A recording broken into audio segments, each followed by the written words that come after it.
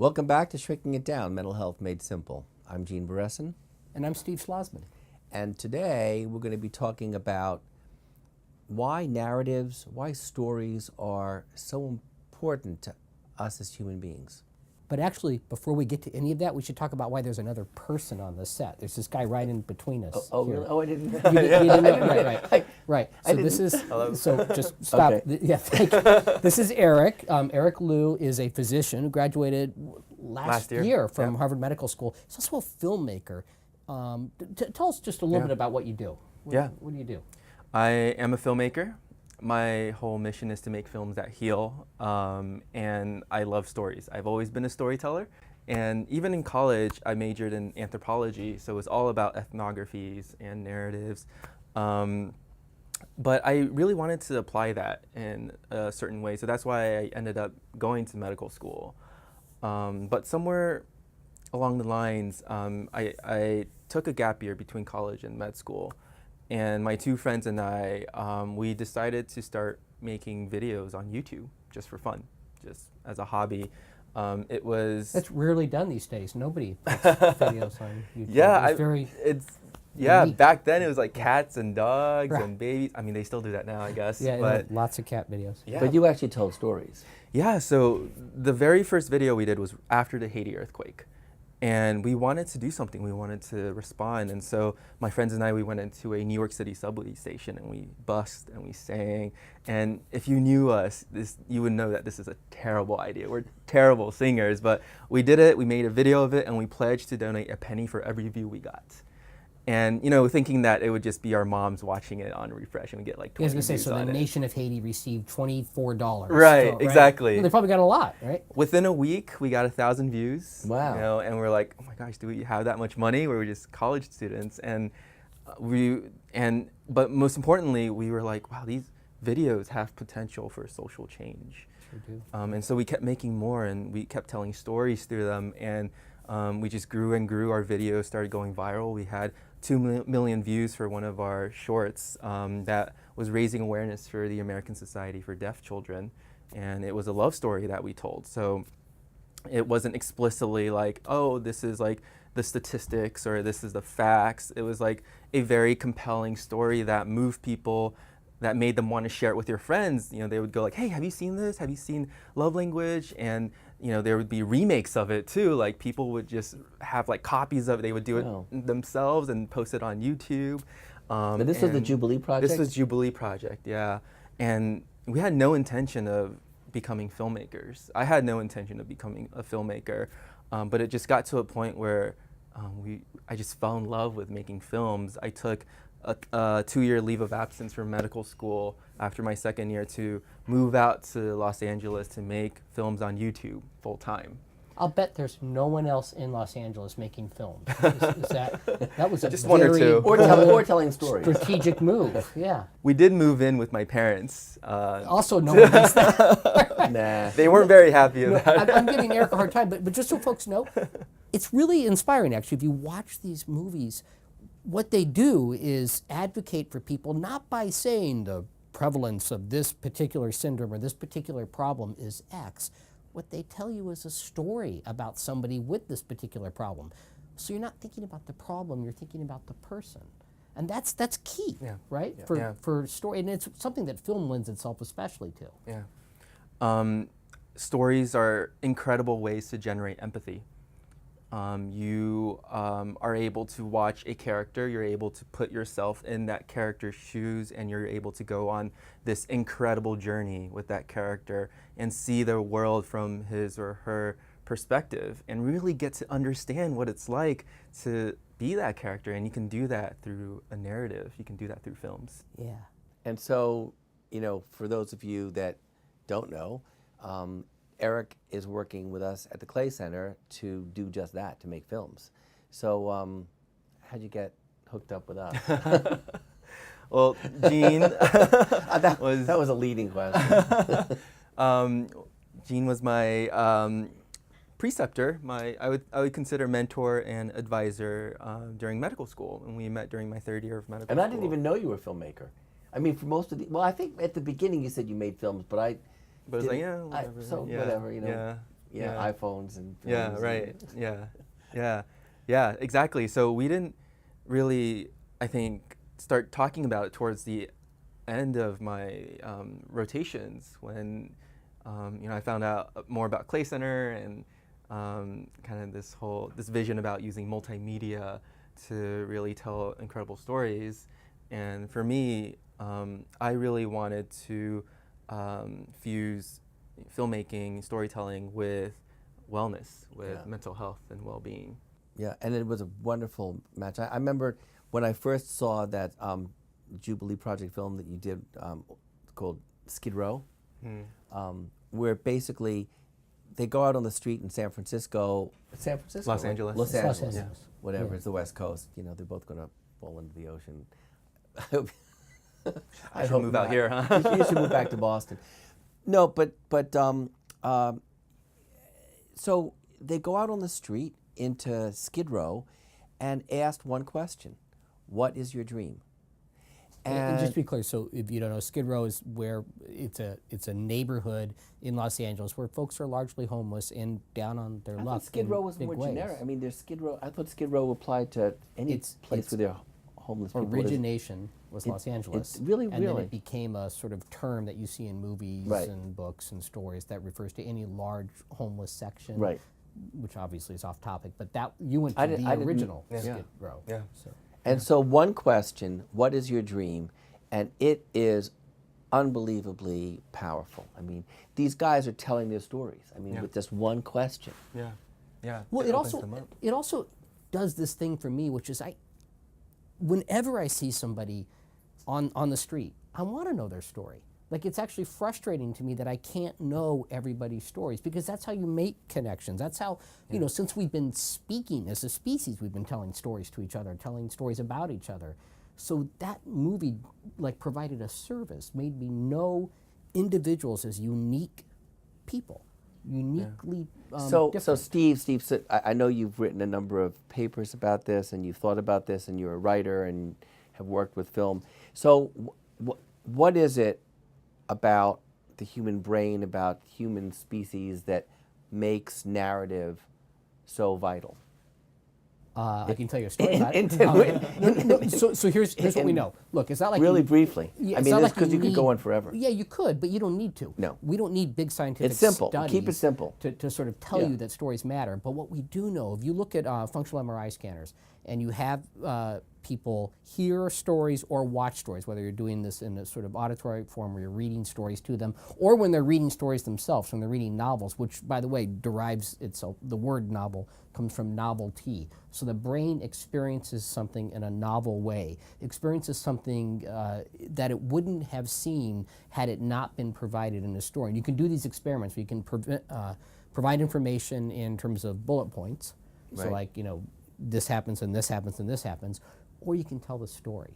And when you tell the story, much more of the brain is engaged. And by that, especially, we mean both higher and lower brain regions, and they're engaged seamlessly. So the emotions and the thinking part of the brain are connected in a novel way. Only connect. That's And wait Yeah. a second, but it also connects communities, because, you know, oral tradition and stories have been a part of, like, all civilizations In fact, and all communities. there's a theory that once we sort of oozed out of hunter-gathering status and went from larger than 20, 25 people, we actually needed some cohesive ideology to bind So us they together. became the glue. And the glue were stories, whether these were religious stories, ideological stories, political stories. All of these things appear to be necessary for folks to feel like they have things in common. We also know stories can be divisive, right? Because you Right. can use them to separate yourself from someone else. The nice thing about film, as you point out, is it creates empathy, and it's awfully hard to feel like you're not part of something when you're empathic towards it. Right. That's the strength of it, Right. of that format of storytelling. Right. Yeah. And I like to think about stories, filmmaking, especially narratives, with 3 C's. So you got character, and you got conflict, and you have change. And so character, because you want to, you know, that's why with Pixar movies, even when they shoot cars, or, you know, they all have eyes, or WALL-E, you know, they all have like eyes. They all have like almost like a facial features so you can identify with them. Yeah. So that you can identify with the character and really be moved by their journey. You want to, usually these characters have a desire or a want, but there's an obstacle standing in their way and you want to root for them. And this obstacle is the conflict, the second C, but that creates engagement because you want to see if they succeed or not. That draws you in. And then, they start at one place in point A, and by the end, they're at another place. So change. You see a transformation that happens. And oftentimes when that happens, there's almost this sort of catharsis, this like release of emotions that you're like, yes, it just really compels you and convicts you. And that's what I love about stories. Well, and there's one other C that I just thought of, which is probably important for the kinds of films that we're making, and that is conversation. Yeah. Or connection. Is that they inspire change, but I think they also inspire people to talk with each other or connect with each other. I mean, I don't watch movies alone. You like to go to movies by yourself. I like to see movies with other people because I like the interaction that happens during the movie and after, especially after the movie. People, they're strangers. We talk. I mean, I'm sure you do. That's what's so fun about it. Yeah, it's community. Yeah, it is community. So that other C is the community, connection, conversation component. That's 4 C's. Look, when I was in high school, you can go on. I can go on with C's. There was no way I was going on a date that didn't have a movie first, because we had to have something to talk about afterwards. Yeah. Especially the drive-ins. Back when I went. They're still out there. I mean, I guess the point we're making is to get across the need to take action over so many of the problems that we're concerned about, at the Clay Center and just in general. It's another C. It's a call for action. We could do this. We could do this for a while, couldn't we? Keep going. We can just keep going with these C's. To do that, you got to actually put people in the shoes of the folks who are suffering. Yeah. Right. And it's awfully hard to do that in a PowerPoint, but you can do it by telling a story. And you can do it really well, and you can see all of the expressions, even if it's on the face of a car, like in the Pixar cars. And one of the tenets of storytelling is show, don't tell. Yeah. You don't tell someone to do something. You kind of just show them and allow them to kind of make that decision themselves, because that's much deeper in them. They would really feel empowered and want to take action. And what we want, I think, is for example, with Skid Row, we want people then to think, you know what, this just ain't right. There shouldn't be a Skid Row. In the wealthiest nation in the history of the world, those folks shouldn't be on the street. What can we do to get them off the street? Yeah. Like that's what you want. You want people to take and to use one of the Clay Center films, the first one we did, Looking for Luke. Yeah. We wanted to destigmatize depression and suicide, particularly in the Asian American population, but we also wanted it to be a call for action, right? To get people to kind of like empathize with Luke's parents and what they went through, losing their son. I mean, so how was it making that film? I mean, that was a heavy film. That was a really difficult film to make.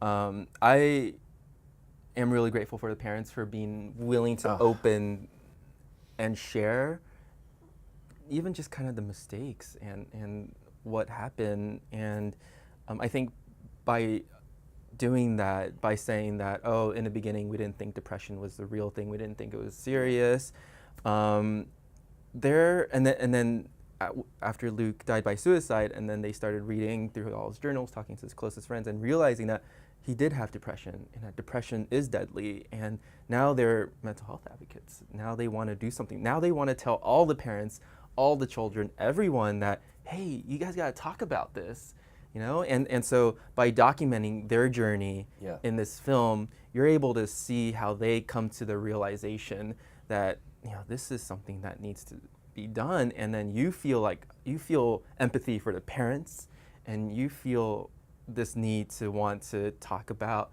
mental health, whether it's with your peers or with your own parents. You feel a need to take action as well. You feel almost this frustration that, man, something needs to be done. So the film really captured their change and their transformation, and every time I watch that film, I cry.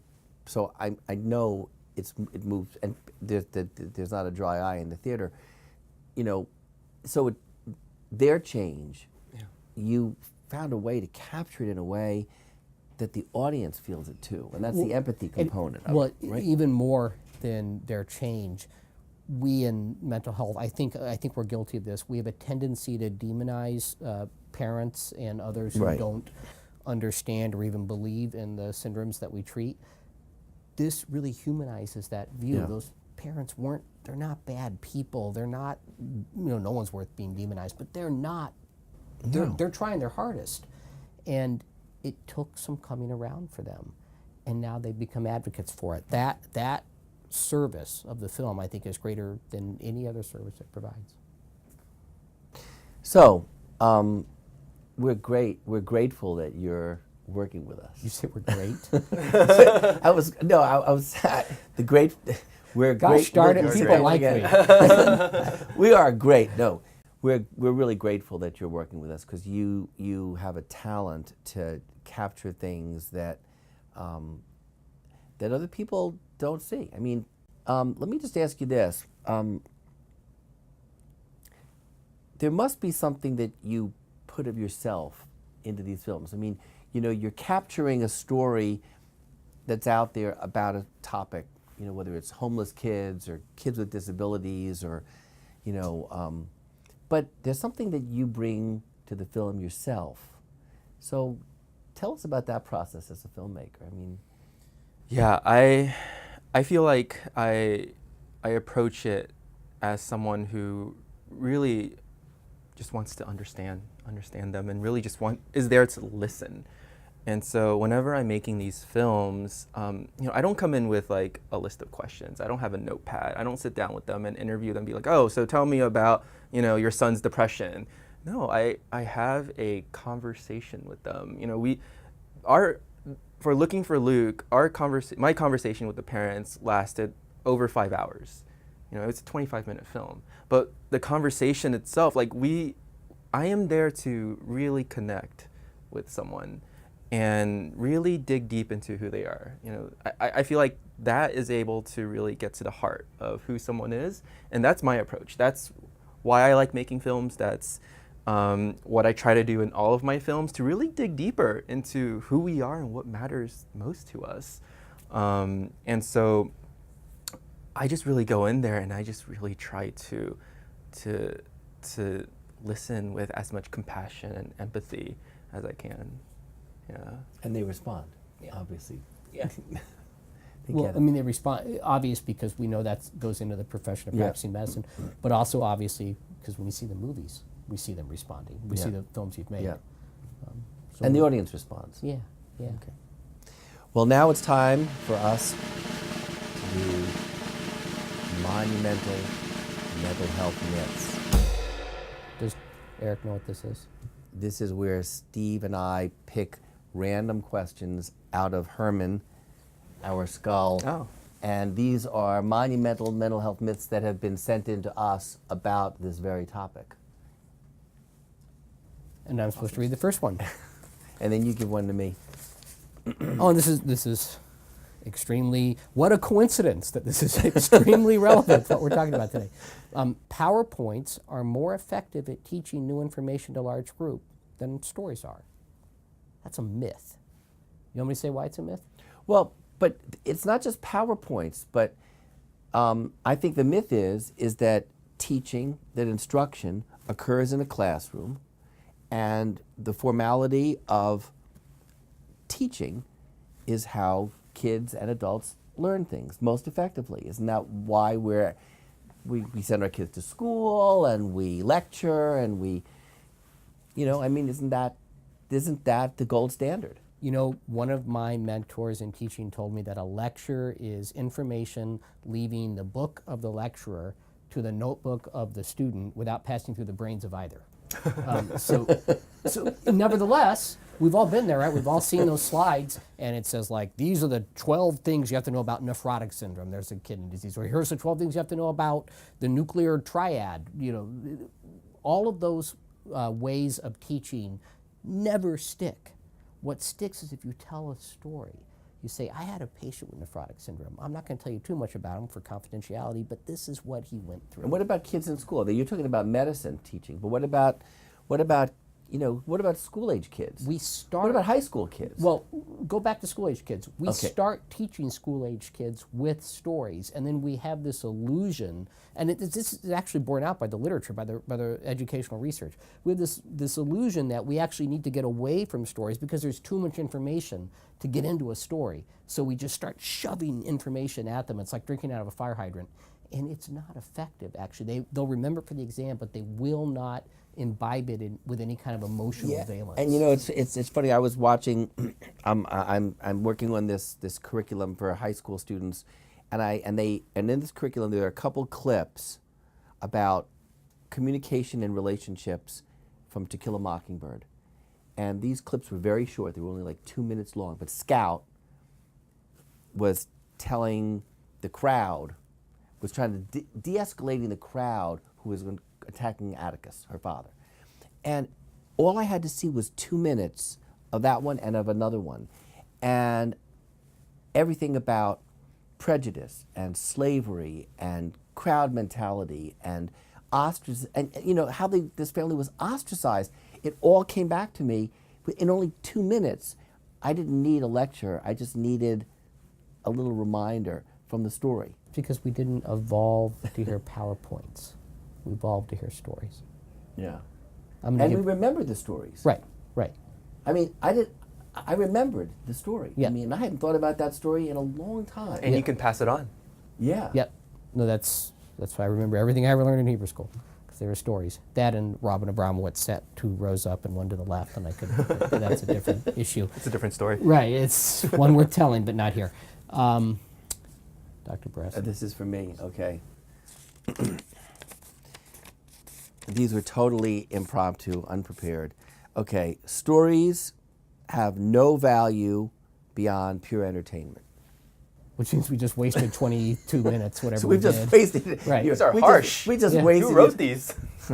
These are actually things that people have said. Yeah. I've actually had an unnamed dean of education say exactly that to me. Wow. Right.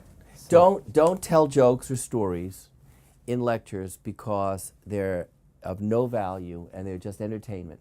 And in fact, a number of professors and deans that I've known have disparaged the notion of telling stories in lectures because they basically say this is not an entertainment process. This is not this is not making people happy or making them laugh or engaging them. We're not entertainers. We're not academic stand-up comics, which is wrong, because the whole point is, as Steve was pointing out, is that you get the biggest bang from your buck. I mean, look at TED Talks. Look, in a short amount of time, you can tell, or the Moth Radio Hour, just to use a couple examples that are out there, they communicate all kinds of really complicated science, among other things, by telling stories. And are they entertaining? Absolutely. But if I'm not entertained, I'm not going to pay attention, right? So you got to grab people, and stories become that way of, I think, connecting. Yep. Open the door. They open the door. So, thanks very much. Thank you, Eric. Thank you. Thank you being for with having us me. and continuing on our, staff at the Clay Center and working on films. Yeah, we look forward to your next project. Thank you. Thank you. And keep watching. Write in, send us emails, send us your own stories. We'd love to hear about your stories. And we'll see you next time. I'm Gene Beresin. And I'm Steve Schlozman. Thanks.